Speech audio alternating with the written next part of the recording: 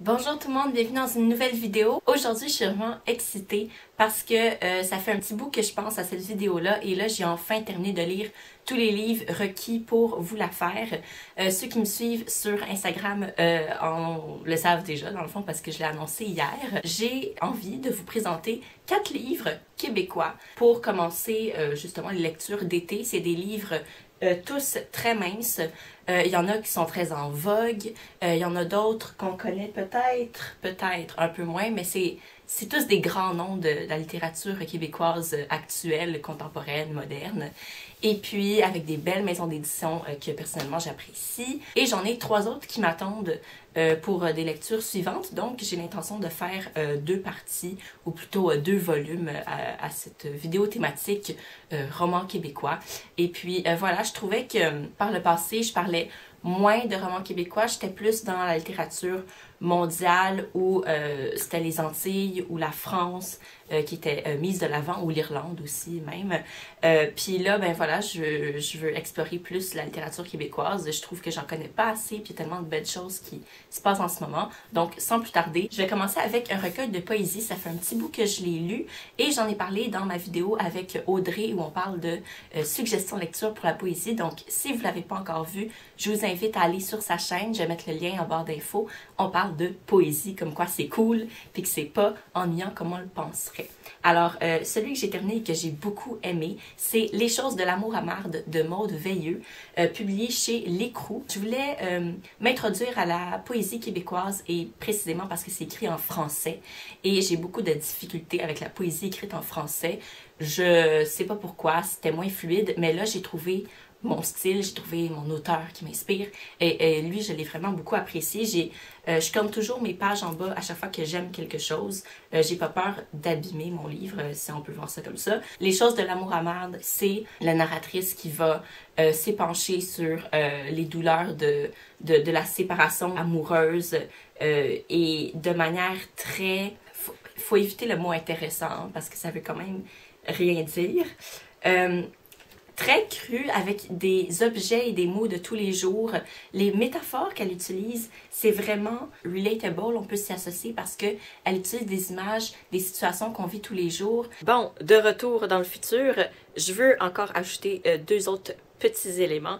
Les fins de poèmes, c'est comme des chutes de nouvelles, ça nous surprend, c'est punché. J'adore ça.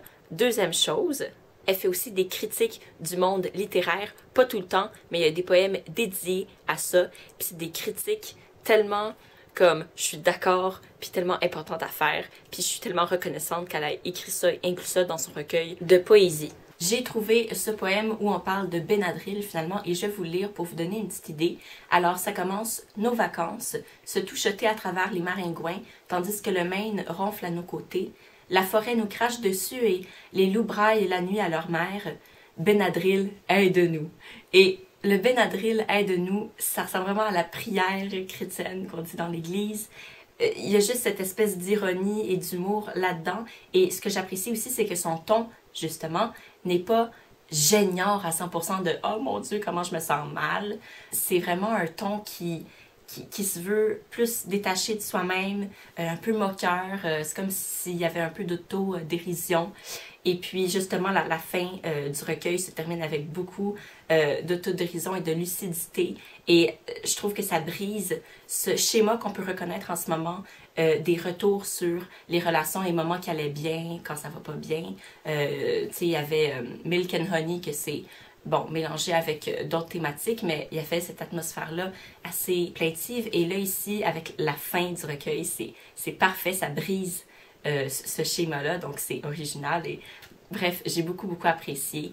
Je pense que ça vaut la peine, si vous n'avez pas encore lu de poésie québécoise, de commencer avec d'abord l'édition L'Écrou. Il y a aussi l'Hexagone qui publie de la poésie et les éditions du Noroît, mais pour quelque chose de plus contemporain, genre, j'ai bien aimé celui-ci. Ensuite, les 3 derniers ouvrages, ce sont des romans et celui-ci, je l'ai beaucoup apprécié parce que c'est une formule stylistique qui m'attire tellement. Alors, il s'agit de Contre-Dieu de Patrick Sénécal que Audrey m'a prêté parce que je vais bien sûr le remettre dans le métro par la suite après la vidéo, même si je l'ai tellement aimé, comme je voudrais juste le garder dans ma bibliothèque pour moi. Et je pense que c'est ça le danger hein, de ce beau mouvement de livres dans le métro. Ne succombez pas à la tentation de garder le livre pour vous, faut aller le remettre parce que justement, si c'est si bon, faut le partager aux autres, ok?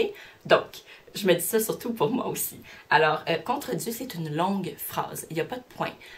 Sauf que comment il organise les virgules dans l'histoire, ça permet de garder son souffle et de ne pas mourir au tiers de notre lecture.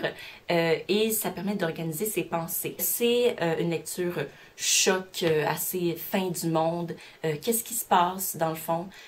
Quand on perd tout ce qui donne sens à notre vie, qu'est-ce qu'on fait? C'est un homme, et c'est pas un punch, c'est le début de l'histoire, c'est un homme, père de famille, qui a sa femme et ses 2 enfants, et qui perd un jour sa femme et ses 2 enfants dans un accident de voiture. Ce livre-là, comme Les choses d'amour amardes, ça se passe à Montréal. Donc pour les Montréalais, les Québécois qui connaissent Montréal, on se sent encore plus proche de l'histoire parce qu'on connaît les lieux dont il parle.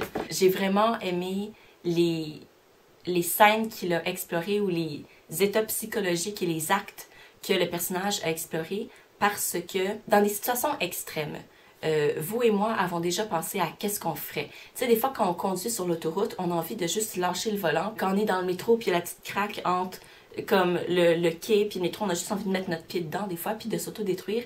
Et cette thématique-là, ces images-là, ces envies-là d'autodestruction sont exploitées dans le roman et je trouvais ça tellement bien fait, bien dit. J'avais l'impression de tout vivre mes fantasmes d'autodestruction. Puis là, maintenant, je suis comme... si je retrouve le mot, je l'écrirai ici dans la vidéo. Mais ça a tout sorti, ces envies-là de moi. Puis maintenant, je suis plus en danger, ou beaucoup moins en danger de les faire dans la vraie vie. Et puis, les émotions sont justes, sont bien décrites. C'est comme un coup de poing. Et même si on se dit, j'irai pas jusque-là, moi, si je perdais toute ma famille, ça a l'air quand même assez réaliste dans son extrême. Et ça peut faire peur. Et tout le long, on est en stress avec le personnage, on se demande qu'est-ce qu'il va faire. C'est moi du futur. Je voulais juste ajouter dans la vidéo quelque chose dont j'avais oublié de parler qui est vraiment important. C'est que dans cette exploration de la destruction du monde autour de lui, le personnage révèle cette idée vraiment importante comme quoi malgré tous nos efforts dans la vie qu'on a fait pour avoir une bonne vie organisée puis une vie heureuse, le chaos et la destruction peut arriver d'un jour à l'autre sans avertissement. Malgré tous nos efforts, tout peut être détruit comme ça, sans qu'on ait rien fait de mal. Et c'est ça qui est frustrant. Donc, cette idée-là va vraiment être exploitée avec le personnage. Ça va vraiment être une idée bien exploitée dans le roman. J'ai oublié de mentionner la maison d'édition. C'est publié chez Numéro de série et c'est le numéro 1. Je ne sais pas si c'est vraiment le premier ou si c'est la suite du titre de la maison d'édition. Je pense que oui. Ensuite, on plonge dans la maison d'édition Hamac et le premier que j'ai lu de cette maison d'édition-là, c'est Déterrer les eaux de Fanny Demeule, que tout le monde semble avoir lu. Je suis comme la dernière à l'avoir lu. Je vais quand même vous dire le résumé au cas où que vous serez dans la même situation que moi. Alors, c'est l'histoire d'une jeune fille. Elle semble avoir mon âge ou être un petit peu plus jeune. Genre fin d'adolescence. Elle a un trouble alimentaire, mais on dit jamais le mot anorexie, boulimie, dépression. On fait juste décrire qu'est-ce qu'elle a et ça, j'ai vraiment apprécié parce que ça l'enlève de la boîte et on fait juste se concentrer sur qu'est-ce qu'elle ressent et pas « Ah ben oui, elle ressent ça à cause qu'elle a l'anorexie » puis on ne se limite pas à ça. Fait que c'est vraiment ouvrir à tous les champs possibles puis se concentrer à qu'est-ce qu'elle ressent.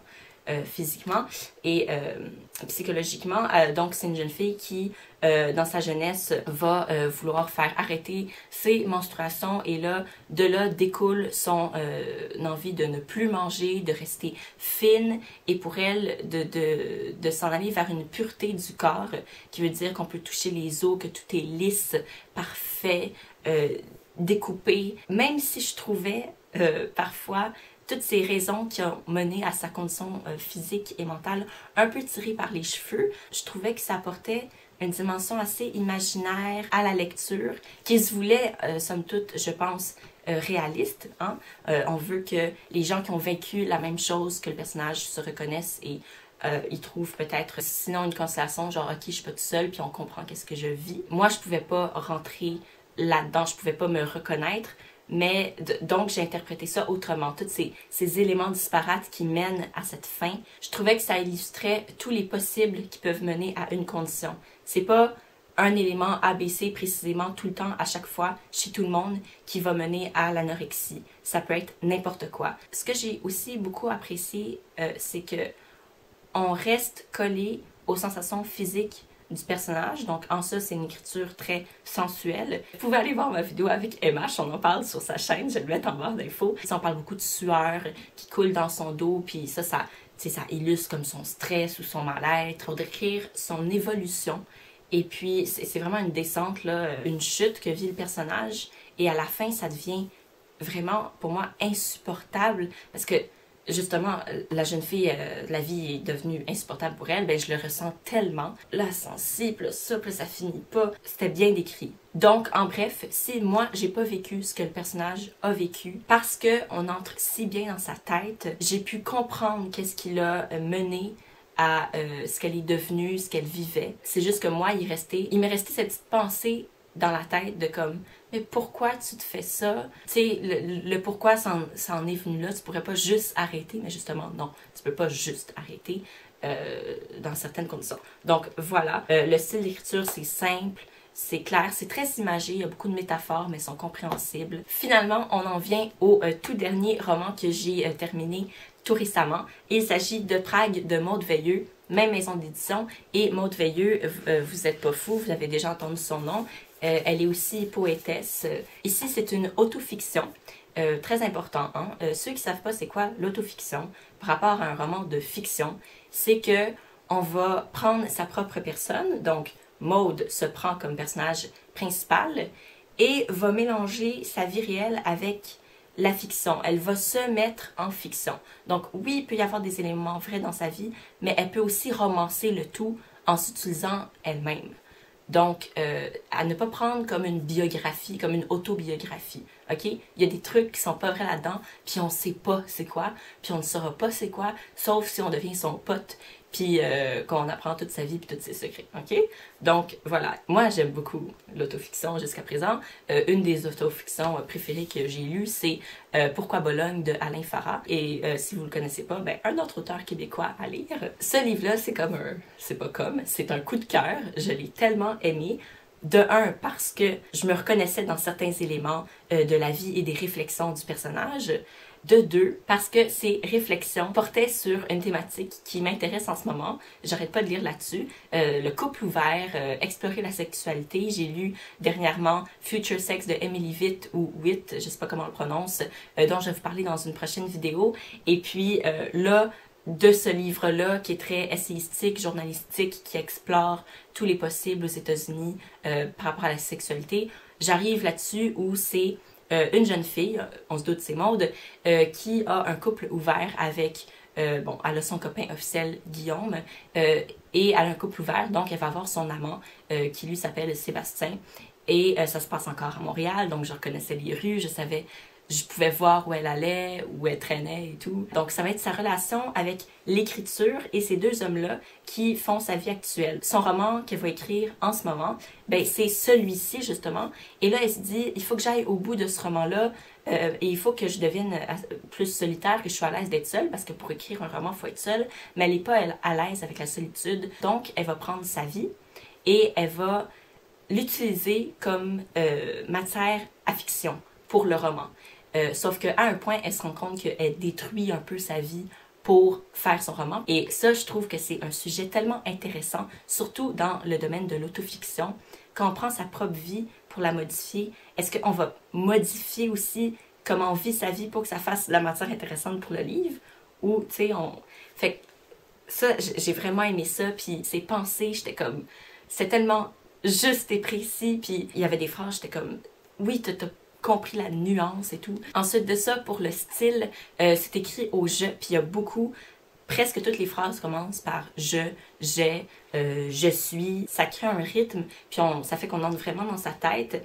Et encore ici, un peu comme dans Fanny de Meule, dans Déterrer les eaux, c'est des phrases courtes, simples, Et alors que Fanny Demeule utilise beaucoup d'images, ici, on travaille pas avec la métaphore du tout, on reste dans ce que pense Maude, mais ça reste descriptif. Il y a aussi beaucoup d'insertions d'éléments culturels. Elle intégrait beaucoup les musiques qu'elle écoutait, ce qu'elle lisait.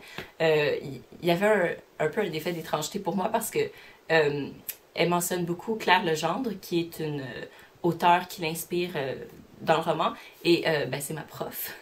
Ça l'a été ma prof pendant une session, donc je suis comme « Hey, je te connais! » C'est un petit monde dans l'écriture au Québec. Donc voilà, ouais, j'ai vraiment aimé le style, ouais, très, très épuré, mais descriptif à la fois. Donc, vous l'aurez compris, c'est un coup de cœur avec des réflexions vraies, nuancées sur la sexualité, le couple, qu'est-ce que c'est, l'amour, sur l'écriture et la relation qu'elle a avec les deux hommes. C'est vraiment bon, puis je vous le conseille fortement, fortement. C'était tout pour la vidéo d'aujourd'hui. Comme je vous l'ai dit au début, j'en ai encore 3 autres dans ma pile à lire, donc je vais les lire et dès que je les ai terminés, je vous en parlerai également. J'espère que les livres que je vous ai présentés vous ont fait des bonnes petites suggestions pour recommencer à lire pendant la période de l'été. Comme vous avez vu, c'est tous des livres très très minces, donc ça se lit rapidement et ça veut pas dire que le contenu est pas punché.